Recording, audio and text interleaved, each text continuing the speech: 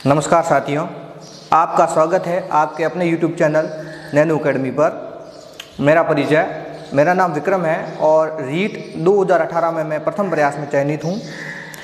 आज आपके चैनल पर मैं आपको रीट प्रथम लेवल फर्स्ट लेवल की तैयारी किस प्रकार की जाए और क्या पढ़ा जाए क्या न पढ़ा जाए और रीट प्रथम लेवल में सफलता किस प्रकार सुनिश्चित की जाए और उसके लिए क्या करना है क्या नहीं करना है, इसकी चर्चा करने के लिए मैं आया हूँ। वे अभ्यर्थी जो रीट प्रथम लेवल की तैयारी करना चाहते हैं, कर रहे हैं, उन अभ्यर्थियों के लिए ये वीडियो बहुत ही उपयोगी सिद्ध होने वाला है।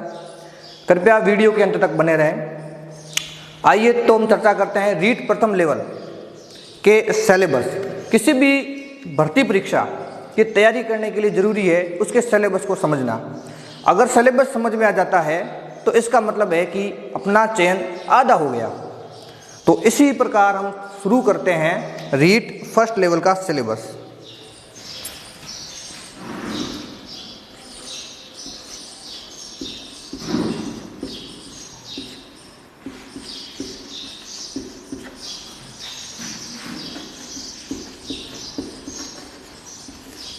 रीट फर्स्ट लेवल, अभी तक जो राजस्थान सरकार द्वारा रीट फर्स्ट लेवल का सिलेबस जारी किया गया है वो मुख्य रूप से 5 भागों में डिवाइडेड किया गया है। वे 5 भाग कौन कौन से हैं वो एक बार हम फिर से देखेंगे।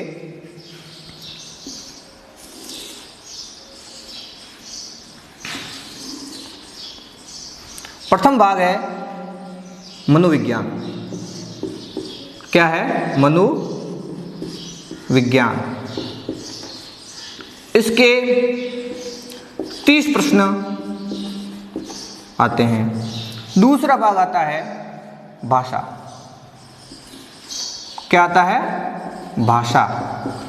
भाषा के अंदर आपको 2 भाषाओं का चयन करना होता है।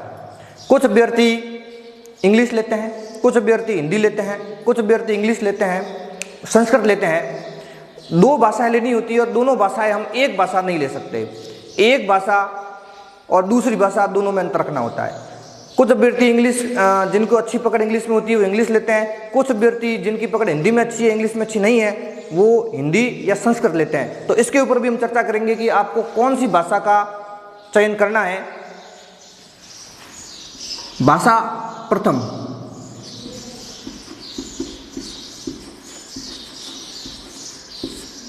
भाषा द्वितीय। यहाँ भाषा प्रथम के भी 30 प्रश्न आते हैं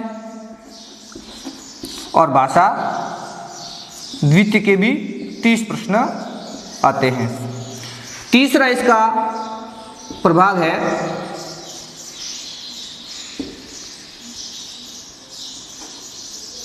पर्यावरण। क्या है? पर्यावरण। पर्यावरण में भी 30 प्रश्न आते हैं। चौथा गणित। चौथा है गणित। इसके भी 30 प्रश्न आते हैं। कुल मिलाकर 30, 30, 30, 30 और 30 150 प्रश्न होते हैं और जिन्हें 2.5 घंटे 2 घंटे और 30 मिनट में हमें करना होता है। अब आपके मन में विचार आ रहा होगा कि सिलेबस तो पता चल गया, मनोविज्ञान के 30 प्रश्न, भाषा जिनमें 2 लेनी है उनके भी प्रत्येक के 30-30 प्रश्न, गणित के 30 प्रश्न और पर्यावरण के 30 प्रश्न आते हैं। अब आपको ये जानना होगा कि इन 30 प्रश्न हैं इनको हल करने के लिए क्या पढ़ा जाए और क्या नहीं पढ़ा जाए। तो ध्यान से सुनिएगा और वीडियो के अंत तक बने रहिएगा। मनोविज्ञान। मनोविज्ञान के जो 30 प्रश्न आते हैं वो आजकल जो परीक्षा का पैटर्न हमें देखने को मिल रहा है उस पैटर्न को देखते हुए, पिछली जो भर्ती परीक्षाएं हुई है उन पैटर्न को देखते हुए ये ध्यान में आ रहा है कि मनोविज्ञान के सवाल जो है वो सिलेबस से तो आते हैं लेकिन उनकी भाषा में थोड़ी कठिनाई होती है, जिसके कारण अभ्यर्थियों को ये भ्रम हो जाता है कि जो ये सवाल आए हैं वो आउट ऑफ सिलेबस आ गए। लेकिन मैं ये आपको आसान्वित करना चाहता हूँ कि कोई भी प्रश्न आउट ऑफ सिलेबस नहीं आता है, बस फर्क रहता है हमारी समझ का, हम उसको समझ नहीं पाते हैं और ये कह देते हैं कि आउट ऑफ सिलेबस है। सारे के सारे सवाल इजी गोइंग आते हैं, मतलब बहुत सरल आते हैं, बस फिर रहता है प्रश्न को समझने का। मेरा आपसे ये कहना है कि आप मनोविज्ञान को पढ़ें तो बार बार पढ़ें, और सिर्फ पढ़ना नहीं है, रटना नहीं है, उसको समझना है। प्रत्येक टॉपिक को जब तक आपका पूरा कंसेप्ट क्लियर नहीं हो जाता है तब तक आप उसको पढ़ते रहिए। जब आपको अपने ऊपर विश्वास हो जाए कि ये टॉपिक मुझे समझ में आ गया है, इस टॉपिक में किसी भी प्रकार का प्रश्न आएगा तो मैं उसको हल कर दूंगा, तो उस प्रश्न को, उस टॉपिक से संबंधित प्रश्न हैं, उन प्रश्नों को आप करने का प्रयास करिए। ये मैं आपको केवल ये बता रहा हूँ कि क्या पढ़ना है, क्या पढ़ना है, क्या पढ़ना है और क्या पढ़ना नहीं है, और तैयारी किस प्रकार करनी है, उससे संबंधित आपको जानकारी दे रहा हूँ। विस्तृत चर्चा नहीं करूँगा क्योंकि वीडियो बहुत छोटा रखना है हमें, इसलिए शॉर्ट में आपको जितना हो सके उतना बताने की मैं कोशिश कर रहा हूँ। मनोविज्ञान के अंदर जो सवालों की प्रकृति रह रही है वो इस प्रकार की रह रही है कि जिनमें भाषा को समझने में थोड़ी कठिनाई होती है, तो आप एक या दो, अधिकतम एक या दो बुक्स को ही आपको पढ़ना है। अब बुक्स कौन कौन सी हो? ऑथेंटिक किताबों को ही हमें पढ़ना है। वे किताबें जो ऑथेंटिक हैं, जिनको सरकार से मान्यता प्राप्त हैं, उन किताबों को ही पढ़ना है। मैं कुछ एक किताबों के नाम आपको देना चाहूँ तो पीडी पाठक है, और मार्केट से कोई भी एक गाइड ले लीजिए, कोई भी, सब में वही सिलेबस को अकॉर्डिंग, मतलब सिलेबस को सम्मिलित करते हुए उसके ऊपर अपने अपने विचार रखे होते हैं, तो उसमें कोई कठिनाई नहीं है। और उसको पढ़ना है, बार बार पढ़ना है, और पढ़ने के बाद जब आपको समझ में आए कि ये कंसेप्ट क्लियर हो गया है, फिर उससे संबंधित प्रश्नोत्तरी को आप करिए, और फिर आप स्वमूल्यांकन करिए कि जो मैंने टॉपिक क्लियर किया है उसमें जो उससे संबंधित प्रश्न हैं, उन उससे संबंधित प्रश्नों को मैं कितना हल कर पा रहा हूँ। यदि हाँ, मनोविज्ञान के अंतर्गत यदि आपको ये लगे कि ये टॉपिक के अंदर मुझे प्रश्न करने में कठिनाइयाँ हो रही है समझने के बाद भी, तो आप उसी टॉपिक को दोबारा देखिए। दोबारा देखने से आपको रिकॉल होगा, मतलब दोबारा से अच्छे से समझ में आएगा, और इस प्रकार से धीरे धीरे धीरे पूरे सिलेबस को कवर करिए और बार बार टेस्ट स्व मूल्यांकन करते रहिए, और धीरे धीरे आपकी मनोविज्ञान के ऊपर पकड़ बन जाएगी और मनोविज्ञान आपको बहुत ही ईजी, बहुत ही आसान लगने लगेगी। अब बात करते हैं भाषा प्रथम और भाषा द्वितीय। कुछ भैयाओं को कठिनाई होती है, कुछ अभ्यर्थियों को ये कठिनाई होती है कि भाषा कौन सी लें, अंग्रेजी ले लें, हिंदी ले लें, संस्कृत ले लें, क्योंकि सामान्य तौर से हिंदी जो राजस्थान के अभ्यर्थी हैं उनको दो भाषाएं ही स्कूलों में, तीन भाषाएं स्कूलों में पढ़ाई जाती है, प्रथम अंग्रेजी, द्वितीय हिंदी, तृतीय संस्कृत। तो इन तीन भाषाओं में से ही लगभग आप चयन करते हैं। अब समस्या ये उठती है कि तीन भाषाओं में से दो का चयन करना है तो कौन सी करें। मैं ये आपको ये कहना चाहता हूँ कि किसी भी भाषा में चयन करने से पहले आपको ये बिल्कुल ही देखना है कि आपको कौन सी भाषा अच्छी तरह से आती है, उसका व्याकरण खंड अच्छी तरह से आता है, और आपने एसटीसी की है तो एसटीसी के अंदर शिक्षण विषय में आपको कौन सी भाषा का ज्ञान अच्छी तरह से है। कोई फर्क नहीं पड़ता कि आप संस्कृत लें या इंग्लिश लें या हिंदी लें। मुख्य रूप से मेरी सलाह जो मैंने लिया था वो मैं आपको अगर बताना चाहूँ तो मैंने प्रथम भाषा के रूप में हिंदी को लिया था और द्वितीय भाषा के रूप में संस्कृत को लिया था। इसको लेने की दो वजह थी। पहली वजह कि दोनों का जो व्याकरण खंड है वो लगभग समान है, और दूसरा इनकी जो शिक्षण विधियां हैं वो भी समान है, थोड़ा बहुत अंतर है बाकी समान है। इस वजह से हमें तैयारी करने में बहुत ही कम समय में आधा जो सिलेबस इनका है वो कवर हो जाता है, और इन दो सब्जेक्ट में संस्कृत और हिंदी भाषा में मार्किंग भी अच्छी होती है, सवाल बहुत सरल प्रकृति के आते हैं, इस वजह से अच्छे नंबर आते हैं। यदि कोई अभ्यर्थी इंग्लिश लेना चाहता है और उसका इंग्लिश का ज्ञान अच्छा है तो मैं ये बिल्कुल कहूँगा कि वो इंग्लिश ही ले, संस्कृत ना ले, क्योंकि किसी को संस्कृत में कठिनाई महसूस होती है और किसी को इंग्लिश में। तो इसलिए जो सब्जेक्ट आपको अच्छी लगे वो लें। ये ऐसा ना करें कि वो ये कह रहा है, वो ये कह रहा है, वो ये कह रहा है, इस वजह से मैं ऐसी ले रहा हूँ। ऐसी गलती आपको बिल्कुल नहीं करनी है। जिस सब्जेक्ट पर आपकी पकड़ है, जिस विषय पर, जिस भाषा पर आपकी पकड़ है, उसी को लेना है और निश्चित रूप से उसकी तैयारी करती रहना है। तैयारी कैसे करनी है, वही मनोविज्ञान की टेक्निक को अपन को अपनाना है। बार बार पढ़ते रहिए, टेस्ट देते रहिए। यदि आपको टेस्ट में कम नंबर आए, आपको लगे कि ये टॉपिक मुझे समझ में नहीं आया है, तो बार बार फिर से पढ़िए और फिर तैयारी करिए और फिर टेस्ट दीजिए। तो इस तरह से करने से परीक्षा तक आपका इन दोनों सब्जेक्ट जो भाषाएं हैं इन पर अच्छी तरह से पकड़ हो जाएगी और आप जो है वो निश्चित रूप से सफलता को प्राप्त करेंगे। अगली हमारी बात आती है पर्यावरण की। देखो पर्यावरण क्या है।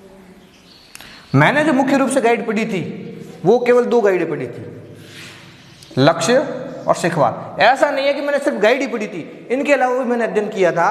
वो इस प्रकार है। 4 NCERT कक्षा 11 व 12। 5 टेस्ट सीरीज मैंने ज्वाइन की थी ऑनलाइन। आपको भी मैं ये सलाह दूंगा कि आप टेस्ट सीरीज है जो ऑनलाइन ज्वाइन करें। टेस्ट सीरीज अगर ऑनलाइन आपको अवेलेबल नहीं हो तो जहां कहीं भी प्रश्न उत्तर मिले उस सब्जेक्ट से, उस टॉपिक से रिलेटेड आप करते जाइए, इसमें आपको कोई नुकसान नहीं है, फायदा ही है। दूसरी बात आती है भाषा की। भाषा मैंने प्रथम ली थी हिंदी, द्वितीय ली थी संस्कृत। हिंदी के अंदर व्याकरण जो BSER माध्यमिक शिक्षा बोर्ड की चलती है 9, 10, 11 व 12 की, मैंने उसका अध्ययन किया था। उसके साथ साथ में मैंने लक्ष्य का अध्ययन किया था। और शिक्षण विधियों के लिए शिक्षण विधि, इसके लिए मैंने रेगुलर STC की थी। और जो STC के अंदर हमको कक्षा में जिन जिन शिक्षण विधियों का अध्ययन कराया था उन्हीं शिक्षण विधियों को मैंने पढ़ा था जिनके मेरे पास नोट्स अवेलेबल थे। तो आप भी किसी अच्छे नोट से शिक्षण विधियां या किसी गाइड से अच्छी शिक्षण विधियां पढ़ सकते हैं। दूसरी है संस्कृत। संस्कृत के लिए वही लक्ष्य गाइड पढ़ी थी मैंने। उसके अलावा व्याकरण आती है, व्याकरण BSER की, जो माध्यमिक शिक्षा बोर्ड की 10वीं की किताब है, 9वीं की किताब है, उनके अंदर व्याकरण का खंड दिया होता है, व्याकरण का खंड दिया होता है। मैंने उन सवालों को हल किया था। और साथ साथ में लक्ष्य की गाइड और शिक्षण विधियों में जो हमें STC में सिखाया गया था उन शिक्षण विधियों को, और जो गाइड में आती है उन शिक्षण विधियों को ही पढ़ा था।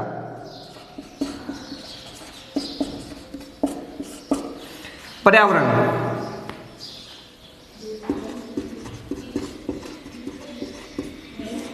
6, 7, 8, 9, 10, 11, 12 BSER। 6, 7, 8, 9, 10, 11 और 12 की जो कक्षा हैं उनकी जो माध्यमिक शिक्षा बोर्ड की किताबें चलती है उनमें से जो रीट का सिलेबस तय किया गया है उन टॉपिकों को मैंने अच्छी तरह से पढ़ा, समझा। और उसके बाद में लक्ष्य की गाइड, जिसमें शिक्षण विधियां भी समेकित की गई है और उन टॉपिकों का सार भी दिया गया है, और अपनी BSER की किताब है। बस इतना अगर आपने पढ़ लिया तो मेरे हिसाब से मैं ये कहता हूं कि काफी है। हो सकता है आपका विचार मुझसे भिन्न हो, लेकिन जो मैंने पढ़ा था मैं उसकी बात कर रहा हूं। शिक्षण विधियों के लिए, पर्यावरण की शिक्षण विधियों के लिए भी मैंने इसका ही सहारा लिया था। और जो मुझे STC में सिखाया था, BSTC में, उन शिक्षण विधियों को मैंने ध्यान में रखा। अंत में बात आती है गणित की। गणित की तैयारी के लिए मैंने 6, 7, 8, 9 और 10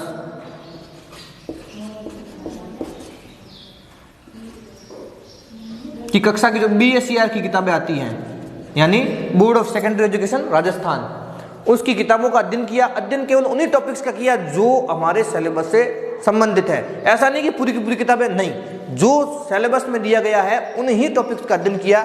उसके साथ साथ मैंने लक्ष्य की गाइड के जो टॉपिक्स हैं उनको भी मैंने पढ़ा,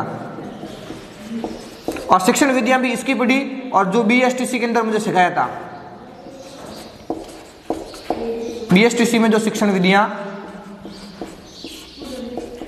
बताई गई थी उनका मैंने अध्ययन किया। और सबसे जरूरी चीज जो आपके लिए तैयारी के दौरान है, बार बार जो कोई भी मैटर आपने पढ़ा है उसका रिवीजन करते रहिए।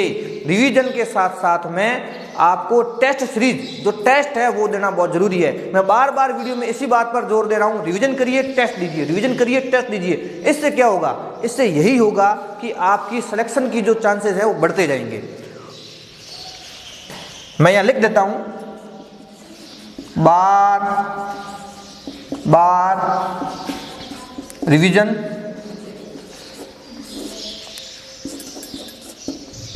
टेस्ट। ये दो चीज है वो सिलेक्शन में सबसे ज्यादा महत्वपूर्ण रोल अदा करती है। तो इस प्रकार से जो आज का हमारा विषय था कि रीट प्रथम लेवल की तैयारी में क्या पढ़ा जाए, क्या न पढ़ा जाए और कैसे तैयारी की जाए, मैं समझता हूं कि मैंने इस वीडियो के माध्यम से आपको जितना मैं जानता था उतना बताने का प्रयास किया है। यदि इस वीडियो में जो जानकारी दी गई है उनके अलावा आपके मन में कोई भी किसी भी प्रकार के प्रश्न हो तो आप वीडियो में नीचे कमेंट बॉक्स में लिख सकते हैं, निश्चित रूप से आपको उनके उत्तर दिए जाएंगे। इसके अलावा यदि ये वीडियो आपको पसंद आए तो लाइक ज़रूर करें, शेयर ज़रूर करें और अगर आपने सब्सक्राइब नहीं किया है तो एक बार नैनो अकेडमी को सब्सक्राइब ज़रूर करें और नए नोटिफिकेशन के लिए, नए वीडियो के लिए बेल आइकन को ज़रूर प्रेस करें। Thank you.